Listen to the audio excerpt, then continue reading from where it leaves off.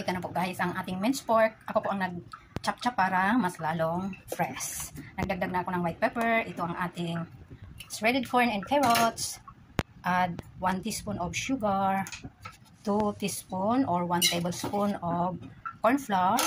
At depende po sa dami ng ating minced pork, half teaspoon of salt. At konting patak ng ating soy sauce para hindi naman maputla. Sesame oil, pampalambot at flavor na rin, diretso. Nag-add rin po ako dito ng mga 3 tablespoon of water. Ayan, because na natin. Ito po guys ay dapat kinakamay para mas nalalamas ang ating meat. So ayan guys, gumawa na po tayo ng ating balls. Yung tamang size lang po. Ayan na po guys, mga 30 minutes or more. Titingnan na lang po natin if okay na. So ayan guys, simulan na natin igisa ang ating sangkap.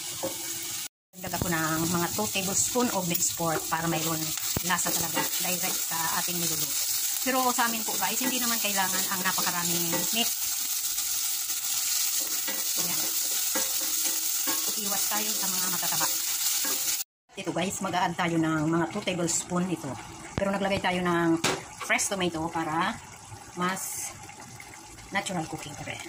Instead na ketchup, ito po ang lalagay natin. Shrimps. Di ko na po ginisa, kaya paiba rin ang pagluluto. Kasi ayaw ng aking boss na napa-fry pa ang shrimps. Kaya inilalagay ko siya kapag almost maluluto niya.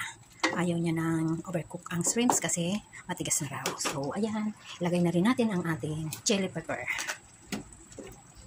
So, ayan. Pakulan rin natin. At kung gusto nyo, magdagdag pa uli ng sabaw.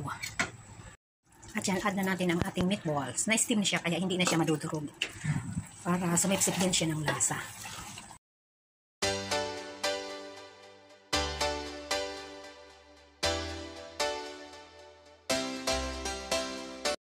At ito ang pair natin guys. Mixed fruity salad with lettuce. So, ayun na guys. Ang ating lunch macaroni pasta. Hindi siya guys napaka-reddish. Ayaw niya ng color na fake naman ang ingredients.